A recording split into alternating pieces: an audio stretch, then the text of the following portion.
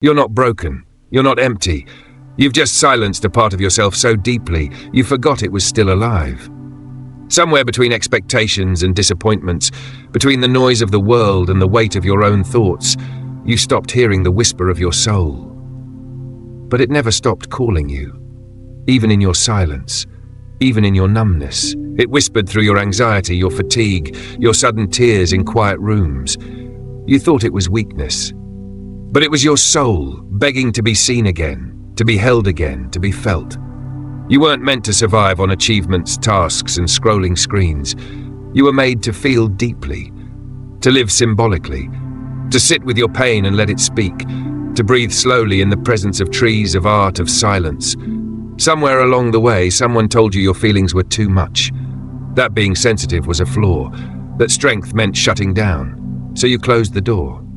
You became productive, efficient, invisible to yourself. You forgot the warmth of your own presence, the magic of being, not doing. But here's the truth. Your soul is still waiting. It never left. It's behind the locked door you don't even remember closing. And the key is not more effort. It's not fixing yourself. It's turning inward. It's sitting still long enough to hear your own heartbeat. It's letting yourself cry without apology, letting your longing rise like a wave, and not stopping it. You don't need to become someone else. You need to remember who you were before the world told you who to be. Underneath all your coping is a child who still dreams, a lover who still believes, a part of you that still knows how to pray, not with words but with awe. Let go of the armor. Let go of the shame. You're not failing. You're waking up. You're not empty. You're protecting something sacred, and it's time to return. Come home to yourself. There's nothing wrong with you. You were just never taught how to live with your soul fully open, until now. And when you do return, it won't be loud. It won't be fireworks or grand revelations. It will be quiet, like the first breath after crying, like light slipping through the curtains in the early morning. You'll feel a warmth you forgot you could feel. Not from outside validation, not from someone finally choosing you, but from within. A moment where you realize you've always been enough. You've always been worthy. You just forgot to believe it. Because life taught you to abandon yourself in the name of being loved, to shrink your needs, smile when it hurts, and keep going even when your spirit begged you to stop. You became a master of surviving, of performing, of enduring. But that version of you isn't the real you. The real you is tender. The real you is soft-spoken and fierce at once. The real you gets goosebumps from music, cries when trees move in the wind, and feels the pain of the world like your own. And that's not a flaw. That's your gift. You are not too sensitive. You are deeply attuned. You are not too emotional. You are still alive. And in a world numbed by distraction, that aliveness is a rebellion. It's holy. Don't trade it for acceptance. Don't mask it for the comfort of others. Reclaim your tears. Reclaim your sacred anger. Reclaim the right to feel without justification. That's where healing begins. Not in becoming invincible, but in allowing yourself to be real. Because in the end, it was never about becoming more.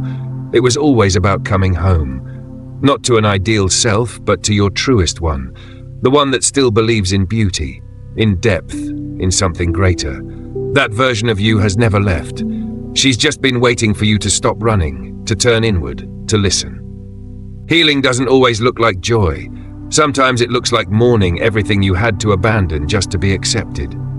It looks like grief over the masks you wore, the parts of yourself you silenced, the years you spent being what others needed, while your soul starved for truth.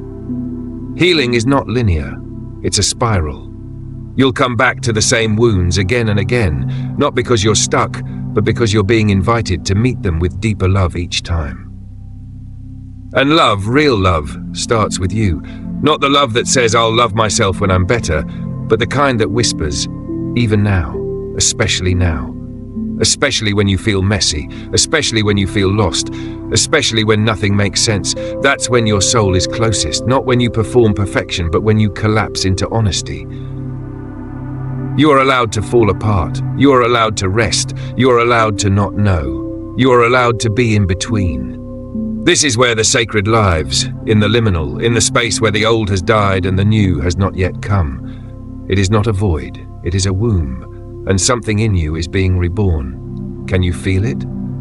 Not as a concept, but as a trembling, a quiet recognition that life cannot go on as it was, that something must change, not outside, but within. And maybe that change begins with letting go of who you thought you had to be.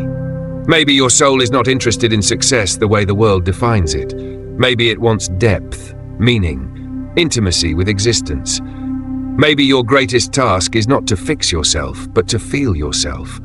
To let your emotions become sacred messengers. To trust that they are not interruptions, but invitations. Invitations to remember your own humanity and the light that still flickers beneath the surface. And so, when you finally return to yourself, not as an ideal, but as a friend, you'll notice something strange. The world won't change. The noise, the chaos, the expectations, they'll still be there. But you will meet them differently. You won't reach for validation like oxygen. You won't beg the world to love you first, because you'll know the love you were searching for was never out there. It was always your own gaze you longed for, your own voice saying, "I see you. I'm here. I'm not going anywhere." That is what saves you. Not achievements, not being understood by everyone, but presence, with yourself, in the quiet, in the mundane, in the small moments that no one sees. The way you touch your own chest when it hurts, the way you speak to your fear when it rises, the way you sit with your sadness without trying to fix it. This is not weakness. This is sacred maturity, the kind that says, I am no longer abandoning myself for love. I am no longer outsourcing my worth. I belong to myself now. And from this place, everything changes. Not because the world gets softer, but because you stop betraying your own softness. You stop hiding your light. You stop apologizing for your truth. And in doing so, you become a sanctuary, not just for yourself, but for others. A reminder that it's safe to be human, that it's okay to feel, that healing is not about becoming untouchable, it's about becoming real. Fully, painfully, beautifully real. And when you live from that place, you don't need to force impact. You are the impact. Your presence becomes medicine. Your honesty becomes a lighthouse. Your life, even in its simplicity, becomes proof that love is still possible. Not the kind that demands perfection, but the kind that holds you as you are. Welcome home.